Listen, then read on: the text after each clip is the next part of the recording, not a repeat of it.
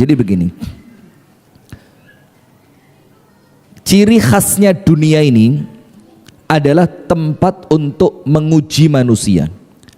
A'udzubillahi minasyaitonirrajim. Bismillahirrahmanirrahim. Tabarakalladzi biyadihil mulku wa huwa ala kulli syai'in qadir.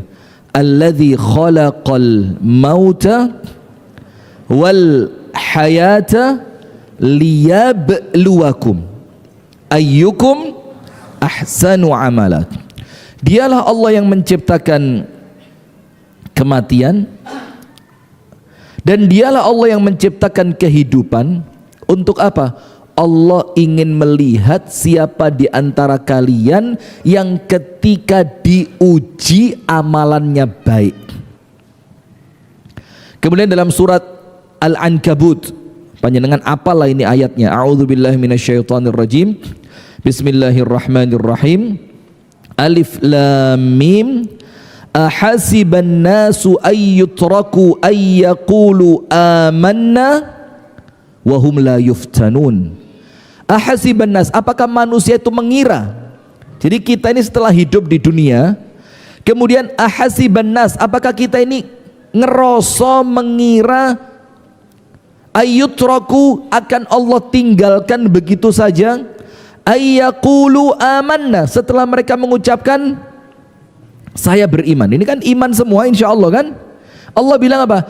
Kalau kalian mengucapkan kalian beriman, tidak mungkin ditinggal sama Allah. Tidak mungkin ditinggal maksudnya apa? Pasti ada ujian.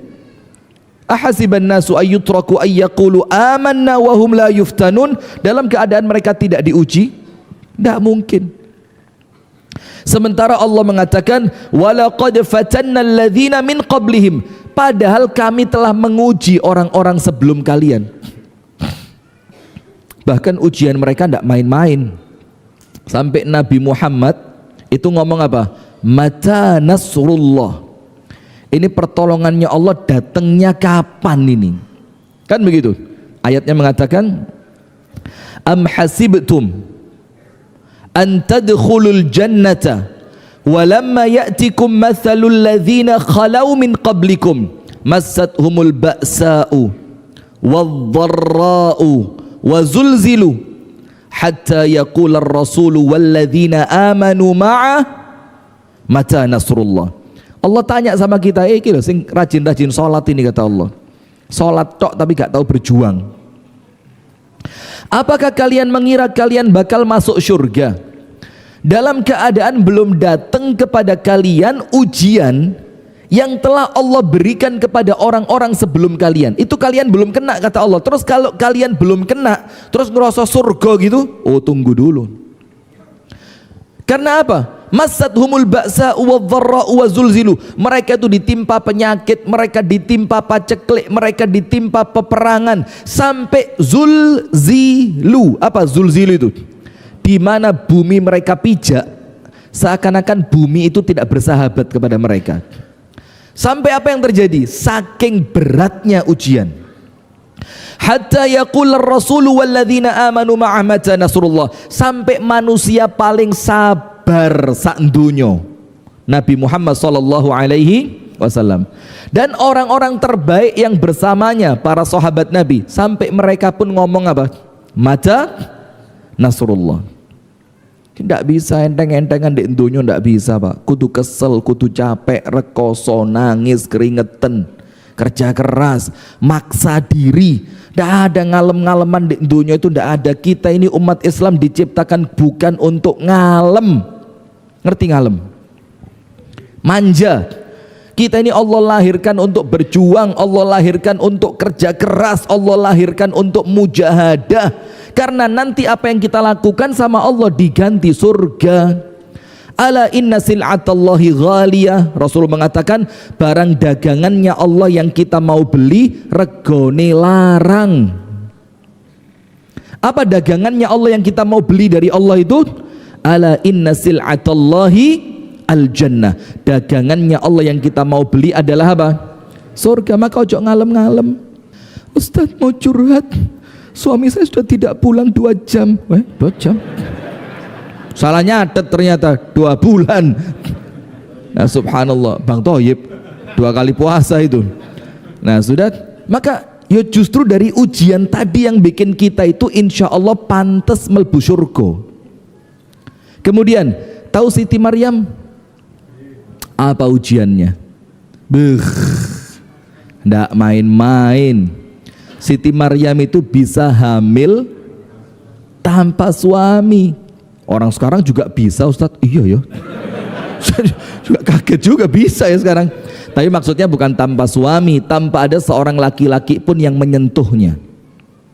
Iya kan? Subhanallah. Sampai Nabi Zakaria itu kan, Maryam kan perempuan, tidak mungkin jadi nabi. Artinya antara Nabi Zakaria dengan Siti Maryam, kalau secara derajat lebih mulia siapa? Nabi Zakaria. Itu dibikin kaget oleh Maryam, padahal dia nabi. Apa yang bikin Nabi Zakaria kaget? Setiap Nabi Zakaria masuk ke tempat sholatnya Maryam, mihrab, wajada indaha rizqa, dapat apa? Ya belum tentu makanan, pokok ono rezeki inilah. Dan ajaibnya itu rezeki buah-buahan masuk. Anna laki hada, Maryam, dari mana semua ini? Hada min indillah. Ini dari siapa? Allah. Dapatnya di mana? Mihrab, tempat sholat. Sampai kemudian Nabi Zakaria itu menjadikan kejadiannya Maryam itu untuk berdoa. Kan Nabi Zakaria itu sampai umur 100 tidak punya anak. Umur 100 loh Pak. Kita ini baru dokter kandungan yang ngomong putus asa. Oh tidak bisa ini salurannya begini. Ini 100 tahun. Dan nanti kalau waktunya cukup dan kalau saya lagi baik hati dan tidak lupa, saya tak cerita nih kisah perempuan divonis mandul oleh Allah bisa punya anak. Yang memvonis bukan dokter kandungan, Allah, ternyata bisa punya anak. Ya apa Anda? Gak usah bingung dunia ya, gak usah gumunan katanya Gusmus. Dunia ini kalau Allah bilang kun fayakun, jadi. Nah sudah, maka Nabi Zakaria dijadikan kisahnya Maryam itu untuk berdoa. Ya Allah, yang memberikan makanan kepada Maryam tidak pada musimnya, maka berikan kepadaku anak tidak pada usianya. Maksudnya Nabi Zakaria apa? Allah bisa mendatangkan buah musim panas untuk Maryam di musim dingin, dan buah musim dingin untuk Maryam di musim panas. Maka tentu engkau ya Allah bisa memberikan anak untukku ketika usiaku tidak lagi mampu. Dan tidak lama Nabi Zakaria punya siapa? Punya anak. Subhanallah, lihat ini. Nah sudah, Siti Maryam itu sama Allah diuji hamil. Ketika waktunya melahirkan, dibawa pergi sama Siti Maryam, pergi menjauh dari manusia. Kemudian duduk di bawah pohon kurma, duduk. Terus dia ngomong apa? Ya laitani mittu qabla hadha wa kuntu nasyan mansiya. Ya Allah, mati lebih ringan ya Allah buat saya. Karuan saya mati sebelum hari ini ya Allah. Ya laitani mittu qabla hadha, ya Rabb, coba saya mati sebelum hari ini ya Allah. Wa kuntu nasyan mansiya, dan saya itu terlupakan. Orang tidak pernah tahu ada manusia namanya Maryam, orang tidak pernah tahu ada perempuan yang melahirkan Nabi Isa. Itu saya lebih ringan ya Allah. Pernah panjenengan kena ujian sampai mikir mati lu enteng? Coba, ini Siti Maryam diuji seperti itu. Maka Allah berfirman, apakah kalian mengira kalian akan Allah tinggalkan tanpa diuji setelah kalian mengatakan aku beriman? Tidak mungkin. Ini ayat namanya su'alun lil inkar. Jadi pertanyaan ini tidak perlu jawaban. Seakan-akan Allah mengatakan kalau kamu beriman kudu siap dapat ujian. Ammar bin Yasir tahu? Saya mau tanya ibu-ibu, Mbak Kung, Mbak Uti. Namanya Sumayyah. Sumayyah itu ibunya Ammar bin Yasir. Artinya dia istrinya sahabat yang bernama Yasir. Itu orang yang mati syahid pertama dalam Islam. Apa ujiannya? Baru masuk Islam, turun belajar, belum ngaji di Nurul Iman, belum. baru masuk Islam, tuannya tahu, diapain? Panggil. Sumayyah dipanggil, Yasir dipanggil, Ammar anaknya yang waktu itu masih kecil juga dipanggil. Ditunjukkan di depan anaknya, ibu dicoblos pakai besi panas, turun. Antum bayangin. Kemudian Yasir, Anda tahu ujiannya Yasir itu dipenteng kakinya pakai kuda, satu ke sana satu ke sana, kudanya dipukul, tek tek sampai tubuhnya terpecah dua. Dan ketika Nabi Muhammad melihat ujian itu, Nabi Muhammad cukup ngomong apa? Sabron ala Yasir, fa ini kamu mau pindah. Buktinya, kalau terdengar surga dunia gak kroso. Istrinya Fir'aun siapa? Bu Fir'aun. Semua Asia kan, Nurul Iman jagoan. Namanya Asia. Asia itu setelah ketahuan Fir'aun bahwa dia beriman, itu kan sama Fir'aun disiksa. Siksaannya apa? Dipenteng di tengah padang pasir panas sambil punggungnya dicambuk. Pok. Dan itu yang melakukan Fir'aun sendiri. Kemudian dia berdoa, tawassal ilallah, bertawassul kepada Allah dengan siksaannya itu. Dia ngomong apa?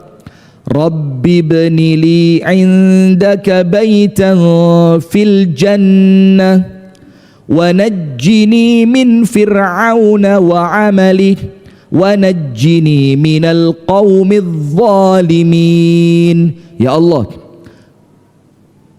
bangunkan untukku satu rumah di sebelahmu di surga, di sebelahnya Allah.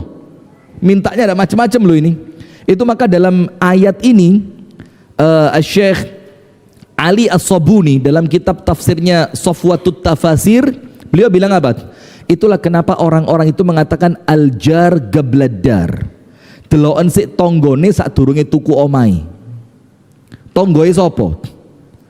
Karena kalau rumahnya mewah, bagus, megah, harganya dijual murah, tapi tonggone rampok, Anda beli? Kalau orang sekarang ya dibeli aja, mari ngono didol maneh ya. Subhanallah. Tidak akan mau kita. Nah, maka dengan itu Siti Aisyah ini, Asia ini, ketika minta rumah di surga, mintanya apa? Indaka, sebelahan denganmu ya Allah. Fil jannah, di surga. Wa najjini, dan selamatkan aku min Fir'aun, dari orang di belakangku ini ya Allah. Wa amali, dan bala tentaranya. Wa najjini minal qaumidh zalimin, dan selamatkan aku dari orang-orang yang zalim. Apa yang terjadi? Diteriakin sama malaikat, Asia. Istananya sudah jadi, senyum Asia. Apa kata Fir'aun? Pantes punya Tuhan selain aku lah, gendeng. Digepui sambil ketawa, lupa semua kesulitan dunia itu, lupa. Maka hadis yang antum tahu kan, orang yang paling susah uripe ndek donya, Allah celupkan sekali celup, celup di surga, sekali celup tok, tok lagi, sekali celupan tok, celup, dikeluarin lagi. Allah tanya, pernah ndak kena kesulitan selama kamu hidup di dunia? Gak tahu blas. Padahal mulai lahir procot sampai wafat susah, gak tahu seneng blas. Tapi kena surga sak celupan tok langsung hilang. Itulah Siti Asia. Ketika ngelihat indahnya surga, semua dunia ini hilang. Maka kita itu bisa melupakan dunia ini kalau bayangan surga ada di mata. Sayangnya surga kita ini sultan-sultan yang ada di YouTube itu, sing mobilnya akeh, asisten pribadinya akeh, sing lek ngomong tangannya tremor. Jangan nyebut nama, bahaya nih. Nah sudah, karena kita ini salah menempatkan bahagia, salah menempatkan surga kita, akhirnya apa? Tambah ngenes, tambah ngenes, tambah ngenes. Contoh yang lain, tahu Nabi Yusuf alaihi salam? Kan dia digoda oleh istrinya Raja Mesir kan, Azizu Misr, sampai dibilang hai talak sub, Hai talak itu ngerti enggak artinya? Hai talak itu bukan ta'al. Ta'al itu kesini yo. Hai talak itu apa? Sup, nyoh. Itu hai talak. Hai talak itu nyerah itu. Sup. Pasrah sudah.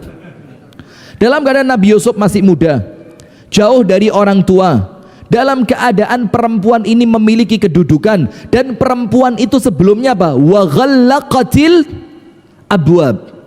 Yang ditutup bukan cuma satu pintu sama perempuan ini, abwab, pintu-pintu ditutup kabeh sehingga tidak ada orang bisa masuk ke sana. Tapi ketika Nabi Yusuf diganggu, Nabi Yusuf bilang apa? Ma'adzallah ya Rabb, lindungi aku ya Allah, innahu rabbi ahsana mathwai. Karena kalau sampai saya berzina, dan tidak mungkin seorang nabi berzina, yang saya khianati suaminya yang telah berbuat baik sama saya. Itu loh orang Islam itu, gak lali matur suwun. Nabi Yusuf ingat, memang kamu cantik, memang saya muda, saya butuh perempuan, tapi ndak. Kenapa? Kalau sampai terjadi saya khianat sama orang yang pernah baik sama saya. Ndak ada pengkhianatan, itu jahat. Ndak boleh khianat. Tidak pernah kumpul antara iman dengan khianat, ndak ada kumpul. Sudah, maka sampai suatu ketika konanganlah ternyata yang ganggu istrinya raja. Tadi bahan geneman. Apa geneman itu? Jadi bahan gosip. Perempuan sak Mesir, isini wong ratu kok kepencut budak iku lho. Terus nyebar. Malulah itu istri raja. Apa kata istri raja? Kamu belum tahu seperti apa laki-laki yang saya kepencut sama dia. Diundang itu perempuan sak Masjid Nurul Iman. Diundang perempuannya, apa yang terjadi? Dibilang tak kasih apel, tak kasih pisau. Jangan dikupas itu apel sebelum saya kasih instruksi. Yusufnya disuruh keluar, sup, metuo. Yusuf keluar, deng. Mereka bilang apa? Kabarna. Mereka perempuan-perempuan itu langsung bertakbir, Allahu Akbar. Terus perempuan itu bilang apa? Hasya lillahi ma hadza basyara, in hadza illa malakun karim. Kutuk menungso ini, bukan manusia ini. Ini malaikat yang lewat ini. Ini yang lewat baru ciptaannya Allah berupa manusia. Itu pun ketika mengupas,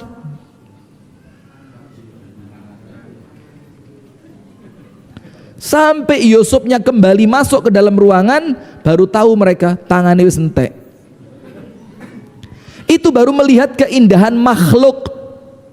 Itu rasa sakit sudah hilang. Nah, sekarang apa yang bikin kita di dunia kok kroso loro banget? Karena pikiran kita bukan akhirat, pikiran kita dunia. Yang kita lihat wong soge sebelah omah, yang kita lihat Sultan Andari, yang kita lihat lagi Sultan satunya mana? Satu itu tetangga saya, coba bahaya itu. Maka karena kita salah menempatkan bahagia, salah menempatkan surga, uripe tambah ngenes. Nah, sudah. Sekarang lihat, maka Allah berfirman dalam surah Al-Ankabut, tidak mungkin kita ini beriman tanpa ujian. Maka kalau sudah beriman, siap, tapi jangan kecil hati. Kenapa? Karena setiap ujian itu sesuai dengan taraf keimanan. Semakin Allah lihat imannya kuat, semakin dinaikkan ujiannya. Ada orang salah fikir, oh berarti daripada ujian saya dinaikkan, mendingan level iman saya tidak usah naik-naik. Ini malah ngawur ini. Sekarang saya mau tanya, orang yang ujiannya paling berat siapa? Bu, saya. Anda jangan sok ngenes. Orang paling berat ujian saya katanya. Siapa suamimu? Masya Allah, saya. Wah, ini ibu-ibu kurang bersyukur ini. Maka orang yang paling berat ujiannya, asyaddun nasi bala'an al-anbiya. Manusia saat dunia ini dikumpulkan, sing uripe paling berat ujiannya al-anbiya, para nabi plus para rasul. Itu paling berat. Wabil khusus nabi ulul azmi. Siapa? Musa, Nuh, Musa, Nuh, Ibrahim, Musa, Isa, Muhammad. alaihimus salatu wassalam. Itu yang ujiannya paling berat, sampai Allah menjadikan mereka sebagai contoh. Disebutkan dalam Al-Quran, wasbir kama sabara ulul azmi minar rusul, dan bersabarlah kalian sebagaimana sabarnya nabi-nabi ulul azmi. Nah sekarang pertanyaan, nabi itu ujiannya paling berat, tapi hidupnya bahagia atau susah? Bahagia atau susah? Bahagia. Kenapa hidupnya bahagia? Karena keimanannya kuat, maka ujian yang berat terasa kecil, tidak ada repotnya. Maka ibu-ibu juga begitu, Bu. Ketika kemudian ujiannya berat, maka jangan mengeluhnya yang dibesarkan, imannya dikuatkan, ilmunya ditambahi, ibadahnya dimempengi. Maka musibah yang besar itu akan terkalahkan dengan besarnya rahmat Allah untuk orang yang iman, untuk orang yang takwa, untuk orang yang berilmu. Faham boten? Betul bahagia Anda ya, tak belani loh, ini ada nilainya loh ini. Nah maka begitu jamaah. Nah, sekarang lihat Al-Ankabut, kita baleni. Allah mengatakan tidak mungkin orang yang mengucapkan aku beriman kemudian tidak diuji. Terus bagaimana ya Allah? Walaqad fatanna alladzina min qablihim, orang sebelum kalian telah diuji. Sekarang kita mau tahu, ya Allah, apa sih tujuannya ujian itu?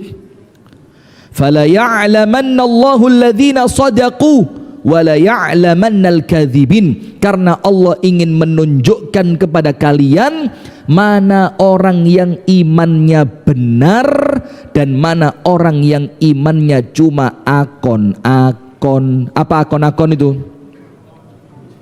Islam, KTP, tukang bubur naik haji, Masya Allah. Ya sudah, maka Allah ingin tahu. Nah maka dengan adanya ujian kita bisa lihat level iman kita. Kalau tidak ada ujian, tidak bisa dipisahkan mana yang pejuang, mana yang pecundang. Kalau tidak ada musuh, tidak ketahuan mana pemberani, mana orang yang penakut. Kalau tidak ada ujian, tidak ketahuan mana yang lulus, mana yang tidak lulus. Ya zaman menteri yang kemarin aja tidak pakai ujian itu. Siapa itu namanya itu? Lupa saya. Lupa gitu. Subhanallah, kok ajaib sekolah tanpa ujian. Terus lolusnya dari mana? Bahkan mulai menteri yang satu itu juga tidak ada anak sekolah tidak naik kelas. Zaman saya dulu, lek kate kenaikan kelas, ndredeg, keringet adem. Waduh, munggah gak. Padahal saya ini pinter loh, Bian. Cuma rotok nakal gitu loh. Nah sehingga zaman dulu kan naik ndak naik itu bukan cuma angka, tapi kan ada apa? Kedisiplinan, sikap dan perbuatan itu ada nilainya. Bisa jadi temennya pinter tapi nakal, gak munggah, yono. Walaupun saya alhamdulillah ya lolos terus, karena abah saya deket sama kepala sekolah. Astagfirullahaladzim. Nah sudah, ordal. Nah sekarang lihat Al-Baqarah 155 sampai 157. Ini semuanya apalah ayatnya. Maka jangan ngaku imannya kuat kalau belum datang ujian. Kalau cuma ngomong imanku kuat, semua orang bisa. Tapi baru akan terbukti kuat atau tidaknya itu ketika ujian datang. Tahu pasukan perang Islam yang berangkat ke Persia, yang ternyata waktu di Persia itu bentengnya Persia tidak bisa ditembus sampai 3 bulan. Sementara pasukan yang dibawa oleh panglima perang itu pasukan yang tidak kuat musim dingin. Sementara sebentar lagi masuk musim dingin. Iki gak mati gara-gara musuh, mati gara-gara musim dingin. Akhirnya diputuskan apa? Bisa kita masuk. Ya apa caranya? Diuncalno pakai tepil ekstra besar. Bung. Pakai namanya manjanik dalam bahasa Arab. Manjanik itu ketapel ekstra besar yang dikerek dan narik ke belakang ini. Biasa itu dibuat isi apa? Jerami yang dikasih minyak untuk dibakar lalu dilemparkan ke tempatnya musuh. Biasanya itu. Ini manjaniknya bukan ngelempar api, ngelempar pasukan. Dan antum tahu buka sejarahnya perang itu. Kalau kira-kira perang itu di zaman kita, itu munggah manjanik surung-surungan sampean sih, sampean sih wes salah tak susul di burimu cok kuatir di siot Karena yang ikut perang orang-orang yang imannya Masya Allah tabarakallah kuat, rebutan. Karena mereka tahu yang masuk pertama kemungkinan matinya lebih besar. Dan kalau mereka mati, tugas dunianya selesai, pindah kemana? Itu iman, Mbak, iman. Maka berdamai dengan luka itu bukan lip sync. Apa lip sync itu? Abang-abangi lambe. Berdamai dengan luka itu ketika kita menguatkan iman, menguatkan ibadah, menambah ilmu, mendekatkan diri kepada Allah. Sebanyak apapun luka yang mengenai Anda, Anda lebih yakin rahmatnya Allah jauh lebih besar. Kemudian Al-Baqarah ayat 155 sampai 157. Semuanya hafal. Wala nabluwannakum bisyai'in. Anda tahu enggak kalimat syai'in? Syai'in itu apa? Sedikit. Anda belajar bahasa Arab. Kalimat syai'in itu artinya sebagian kecil. Wala nabluwannakum bisyai'in. Ditambahi minal khawfi wal ju'i wa naqsin minal amwali wal anfusi wath thamarat. Ini beberapa jenis ujian. Dan Allah bilang di awal ayat walanabluwanna. Ini ada dua huruf yang menunjukkan pasti dan pasti. Nomor satu, lamnya di awal ayat wala. Lanya itu lam litaukid. Lam untuk menunjukkan kepastian dan kekuatan makna. Ditambahi lagi di akhirnya ada nun di syiddah. Walanabluwanna. Itu menunjukkan makna pasti dan penegasan. Dan fiilnya bukan pakai fiil madhi. Fiilnya fiil apa? Mudhari'. Mudhari' itu apa? Terus gak mandek. Maka kudu siap. Jangan ngalem, kudu siap. Karena ujian itu datangnya ndak disangka, ndak pakai janjian.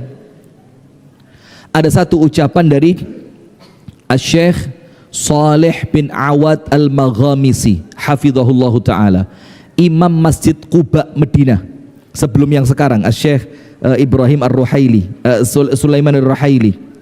Itu imamnya namanya Shalih bin Awad Al-Maghamisi. Dia punya satu kalimat, kemudian dikasih contoh banyak, tapi bukan di sini tempatnya saya jelaskan itu. Begini, lan yukhayyiballahu mra'an aqamahullahu minal lail. Kata beliau apa? Tidak mungkin Allah mengecewakan satu orang pun yang tadi malamnya Allah bangunkan dia untuk tahajud. Karena ndak matching, matching ngerti? Bukan micin. Ndak klop. Jadi kalau tadi malamnya oleh Allah dikasih kesempatan tahajud, Allah bangunkan untuk tahajud, Allah kasih taufik untuk ndonga di sepertiga malam terakhir. Allahumma inni as'aluka salamatan fid din wa afiyatan fil jasad wa ziyadatan fil ilmi wa barakatan fil rizqi wa terus panjang. Tidak mungkin besoknya Allah mengecewakan dia, tidak mungkin. Karena kalau Allah punya niat untuk mengecewakan seorang makhluk, maka malamnya tidak mungkin dikasih kesempatan tahajud, tidak mungkin. Itu loh jogo-jogo sak durunge bencananya teko. Nah sudah, maka Allah bilang pasti kami akan datangkan ujian kepada kalian. Bisyai'in minal khauf, takut. Tapi ingat, takutnya zaman dulu Pak, takut serangan musuh, bukan takut istri. Ini tidak masuk dalam ayat. Anda buka tafsir manapun tidak ketemu. Jadi kalau Anda takut sama istri itu, Anda tidak masuk dalam ayat ini, tidak masuk Anda. Rasa takut. Takut itu artinya apa? Takut serangan musuh. Bisyai'in minal khaufi wal ju'. Luwe, kekurangan makanan. Nabi Muhammad ketika perang Khandaq, tahu kan ceritanya? Sahabat Nabi protes, "Ya Rasulullah, apa keluwen nih? Seluwe dikongen macul." Dan Anda subhanallah, panjenengan kalau yang pernah haji dan umroh, insya Allah tahu Madinah itu kan kelihatannya pasir, tapi lek udan titik banjir. Kenapa? Karena pasirnya paling cuma berapa senti, di bawahnya tanah batu. Itu sama sahabat Nabi digali. Panjangnya 5 km, lebarnya 15, dalamnya 8. Pakai gancu. Dalam keadaan masa kekurangan makanan, sahabat protes, apa ini? Luwe. Nabi Muhammad dibuka gamisnya, ternyata perutnya Nabi diganjel batu. Subhanallah. Dan waktu itu ada kejadian menarik. Salah seorang sahabat Nabi ngundang Nabi untuk makan. Ini riwayatnya Bukhari Muslim. Didatengin Nabi Muhammad, dia ngomong sama istrinya, mana dulu daging kering yang saya simpankan untukmu? Kata istrinya, ada, masakin. Istrinya ditanya, cukup buat berapa orang? Wong loro tok. Ya wes kon gak usah melok mangan, aku mbek Nabi Muhammad. Oke, kata istrinya. Sudah, datang ke Nabi Muhammad dibisi. Jangan keras-keras. Ada makanan daging, tapi cuma cukup buat Anda dan saya. Ojo akeh. Lek melaku alon-alon cegah ngetarani. Kata Nabi Muhammad, cukup buat berapa? 2. Wis mulio. 2 nggih Nabi, 2 nggih Nabi, 2. Iya 2. Jalan itu orang pulang. Nabi Muhammad jerit, ahlul khandak. Ini orang semua yang gali khandak ini 300 wong diundang makan sama dia.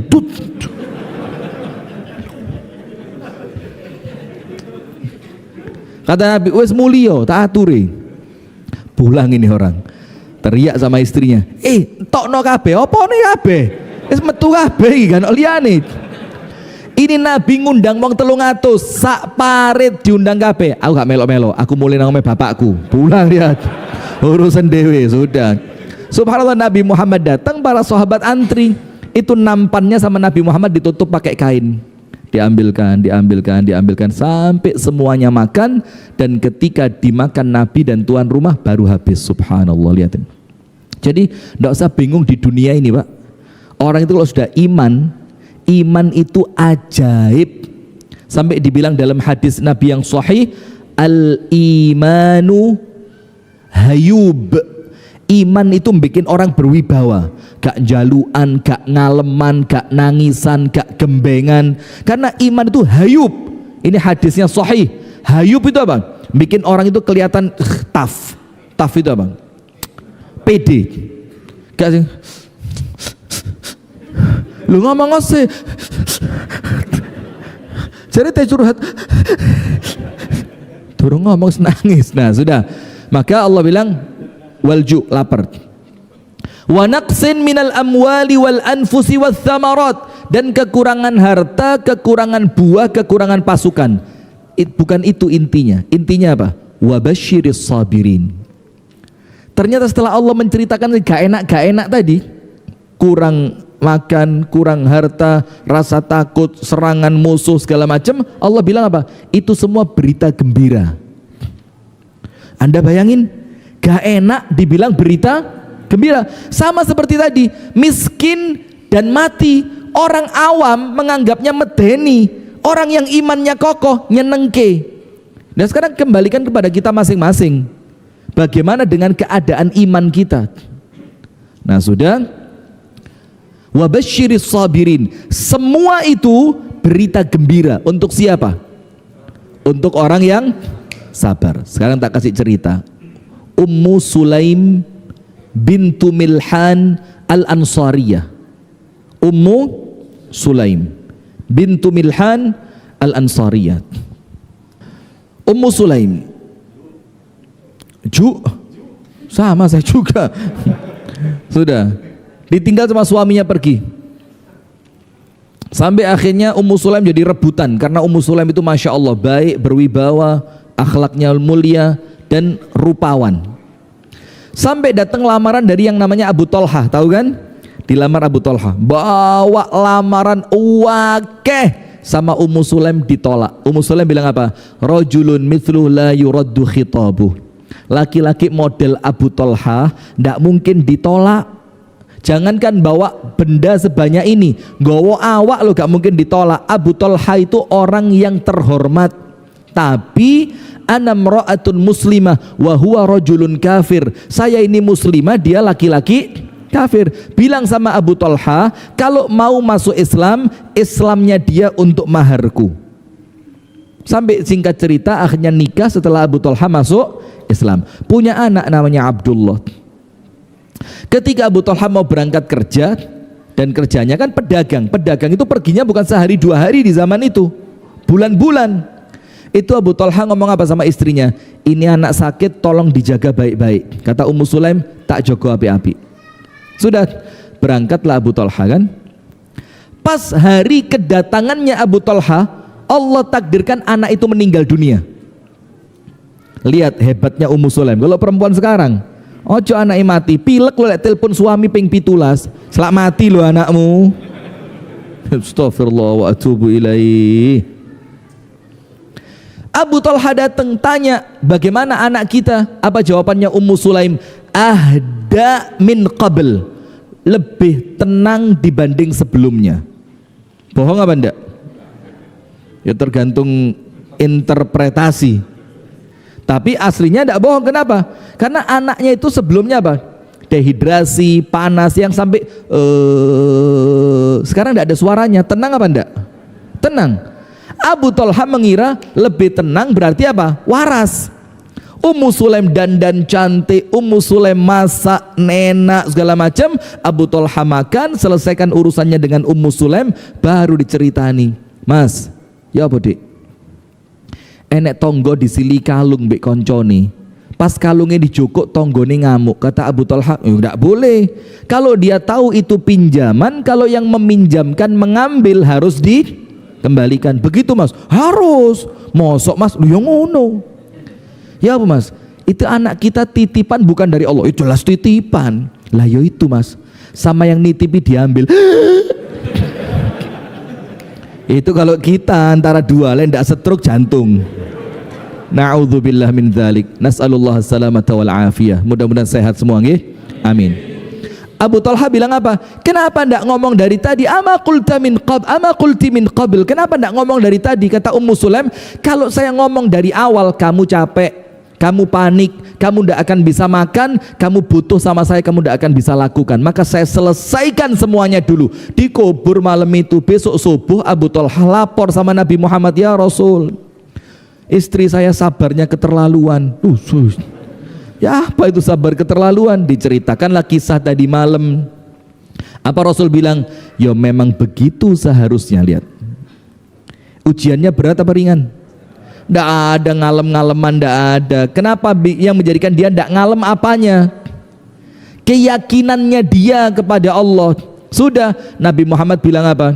Ya wes lah, nanti malam hubungan lagi, saya doakan berkah hubunganmu nanti malam. Betul. Nanti malamnya hubungan suami istri, dapat 1 anak, anak itu punya 10 anak, semuanya hafid Al-Quran dan perawi hadis.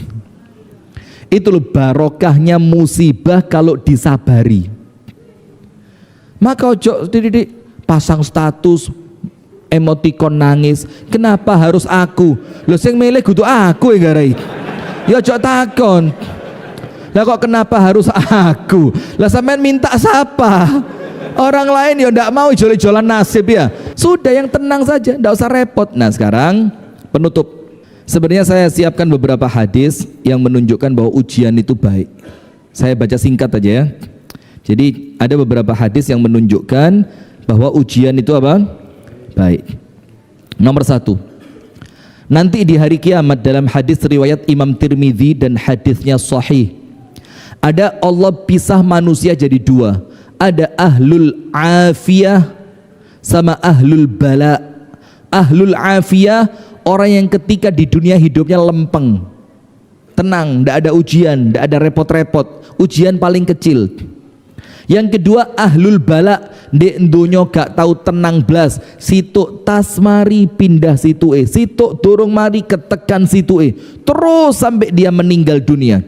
Setelah sampai di hari kiamat oleh Allah mau dihisab, ternyata oleh Allah dipisah, ahlul afiyah sebelah sini, ahlul bala sebelah sini. Terus apa? Ketika Allah berikan pahala untuk orang yang di dunia hidupnya ruwet, sumpek, penuh dengan ujian, tapi imannya kuat, Allah kasih pahala besar bahkan tanpa hisab. Orang yang afiyah tadi bilang apa? Ya Allah, kembalikan saya ke dunia, surien, sisirlah kulit saya pakai sisir besi sampai terpisah antara daging dan tulangnya. Supaya apa? Supaya saya dapat seperti yang didapatkan oleh ahlul bala. Itu hadis yang pertama. Jadi ujian itu jangan lihat dunianya, panjangkan meripat panjenengan tembus akhirat. Maka Nabi Muhammad kalau kena ujian doanya apa?